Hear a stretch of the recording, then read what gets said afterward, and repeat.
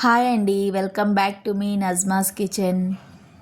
ఈరోజు రెసిపీలో కమ్మని సాంబార్ రైస్ చేసుకుందామండి. కొలతలతో పాటు చూపిస్తానండి, వీడియో మిస్ అవ్వకుండా చూసేయండి. ఫస్ట్ అయితే ఇక్కడ నేను చింతపండు నానబెట్టుకుంటున్నానండి.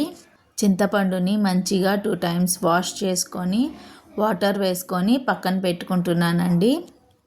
మనం రైస్ ఉడికించేలోపు చింతపండు కూడా బాగా నానిపోతుంది. అలాగే కుక్కర్లోకి 1.5 గ్లాసు కందిపప్పు నానబెట్టుకుంటున్నానండి. 1 గ్లాస్ వేసుకొని 1 గుప్పెడంత పప్పు నానబెట్టుకుంటున్నాను. ఇందులో పెసరపప్పు కూడా వేసుకోవచ్చండి, నేను ఒట్టి కందిపప్పుతోనే చేస్తున్నాను. అలాగే 2 గ్లాసుల వరకు బియ్యం వేసుకున్నాను. ఇక్కడ నేను పప్పు కొంచెం ఎక్కువ వేసుకున్నానండి, మీకు కావాలంటే కొంచెం తగ్గించుకోవచ్చు. 2 గ్లాసుల రైస్కి 1 గ్లాసు పప్పు వేసుకోవచ్చు. అలాగే ఈ పప్పును కూడా 2-3 times వాష్ చేసుకొని 6 glasses ఆఫ్ వాటర్ వేసుకుంటున్నానండి.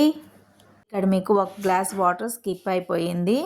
అలాగే 1/2 స్పూన్ వరకు పసుపు, కొంచెం ఆయిల్ వేసుకొని కుక్కర్ లిడ్ పెట్టి స్టవ్ మీద పెట్టుకుంటున్నానండి. ఒక 3 విజిల్స్ వరకు రావాలి. మీకు టైం ఉంటే ఒక 1/2 hour వరకు పప్పుని నానపెట్టుకోండి. పప్పు ఉడికేలోపు ఇంకొక స్టవ్ మీద కడాయి పెట్టుకొని ఒక పెద్ద స్పూన్ ఆయిల్ వేసుకొని అందులో 1 స్పూన్ ఆవాలు, 1 స్పూన్ పచ్చెనగపప్పు, 1.5 స్పూన్ జీరా వేసుకున్నానండి. నేను జీరా కొంచెం ఎక్కువే వేస్తాను. అలాగే ఒక పెద్ద ఆనియన్ కట్ చేసుకున్నాను. దాంతోపాటు కరివేపాకు, 2 పచ్చిమిర్చి స్లైసెస్ వేసుకున్నాను. అలాగే 4-5 వరకు వెల్లుల్లి దంచి వేసుకుంటున్నాను. అవి కొంచెం ఫ్రై అయ్యాక కట్ చేసుకున్న వెజిటేబుల్స్ అన్నీ వేసుకుంటున్నానండి. బంగాళదుంప ముక్కలు, వంకాయ, బెండకాయ, దోసకాయ, క్యారెట్, అలాగే దొండకాయ ముక్కలు వేసుకున్నానండి. మీకు ఏ వెజిటేబుల్స్ అవైలబుల్లో ఉంటే అవి వేసుకోండి. నా దగ్గర అయితే ఈ వెజిటేబుల్స్ ఉన్నాయి, అందువల్ల ఇవి వేసుకున్నాను. మునక్కాయ ఉంటే ఇంకా చాలా బాగుంటుందండి టేస్ట్. ఇప్పుడు ఇందులోనే కొంచెం రాక్ సాల్ట్ కూడా వేసుకుంటున్నాను. అలాగే ఇంకొక 1/2 స్పూన్ వరకు పసుపు వేసుకుంటున్నాను. ఆల్రెడీ ఇందాక మనం పప్పులో వేసుకున్నాం కాబట్టి ఇప్పుడు ఇక్కడ కొంచెమే వేసుకుంటున్నాను. ఈ వెజిటేబుల్స్ అన్నీ ఒకసారి కలుపుకొని మూత పెట్టి వెజిటేబుల్స్ 70% కుక్ అయ్యేంత వరకు కలుపుతూ మధ్య మధ్యలో చూసుకుంటూ కుక్ చేసుకోవాలండి. అలాగే 1 స్పూన్ వరకు కారం, అలాగే కొంచెం ఇంగువ వేసుకుంటున్నాను. ఇంగువ నచ్చని వాళ్ళు స్కిప్ చేసేయచ్చు. అలాగే ఇంకొకసారి వెజిటేబుల్స్ అన్నీ కలుపుకొని మూత పెట్టి ఇంకొక 5 minutes ఉడికించుకుందామండి. 5 minutes తర్వాత ఇంకొకసారి చెక్ చేద్దాము.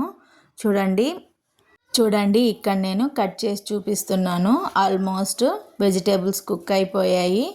ఇప్పుడు ఇందులోకి ఒక 3 టమాటాస్ కట్ చేసి వేసుకుంటున్నాను. ఈ టమాటాస్ కూడా సాఫ్ట్ అయ్యేంత వరకు కుక్ చేసుకోవాలండి.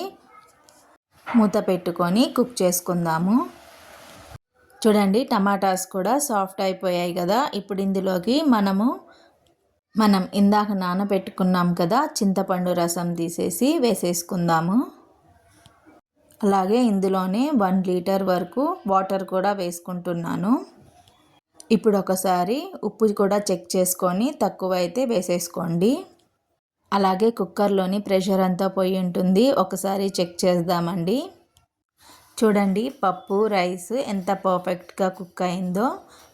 మరీ మెత్తగా లేదు, అలాగని మరీ ఎక్కువ పలుకులుగా లేదు, పర్ఫెక్ట్గా కుక్ అయిపోయిందండి. ఇది ఇప్పుడు ఒక్కసారి కలుపుకొని పక్కన పెట్టుకొని స్టవ్ మీద పెట్టుకున్నాం కదా, ఈ వెజిటేబుల్స్లోకి ఒక 2 స్పూన్స్ వరకు సాంబార్ పౌడర్ వేసుకుందామండి. ఇలా వేసుకున్న తర్వాత ఉండలేమీ లేకుండా సాంబార్ పౌడర్ అంతా రసంలో కలిసిపోయేంత వరకు కలుపుకోవాలండి. ఇలా చూపిస్తున్న విధంగా ఇలా రోలింగ్ బాయిలింగ్ వచ్చిన తర్వాత ఇందులోకి మనం కుక్ చేసుకున్న రైస్ని వేసేసుకొని కలుపుకోవాలండి. ఇలా కొంచెం కొంచెంగా వేసుకుంటూ కలుపుకోవాలండి, లేదంటే ఇలా కొంచెం కొంచెంగా వేసుకొని కలుపుకోవాలండి. ఇక్కడ ఎక్కువ చేస్తున్నాను కాబట్టి ఇలా వేరుగా రైస్ వేసి కలుపుకుంటున్నాను. కొంచెంగా చేసుకున్నారంటే ఒకేసారి కుక్కర్లోనే చేసేసుకోవచ్చండి. రైస్ విడిగా కుక్ చేయాల్సిన అవసరం లేకుండా చింతపండు రసం వేసుకున్నప్పుడు రైస్ కూడా వేసేసి కుక్కర్ పెట్టేస్తే సరిపోతుంది. లాస్ట్లో కొత్తిమీర వేసేసుకొని ఒకసారి అంతా కలుపుకోవాలండి బాగా. మరీ ఎక్కువ థిక్గా ఉందనిపిస్తే కొంచెం హాట్ వాటర్ వేసుకొని కలుపుకోవచ్చు. సాంబార్ రైస్ కొంచెం పల్చగానే ఉండాలండి, లేదంటే చల్లారిన తర్వాత మరీ థిక్గా అయిపోతుంది. అంతే అండి, పిల్లలతో పాటు పెద్దలు కూడా ఇష్టంగా తినే కమ్మనైన సాంబార్ రైస్ రెడీ అయిపోయింది. మరి ఈ రెసిపీ మీకు నచ్చినట్టయితే లైక్ చేసి షేర్ చేయండి, అలాగే సబ్స్క్రైబ్ చేసుకోండి.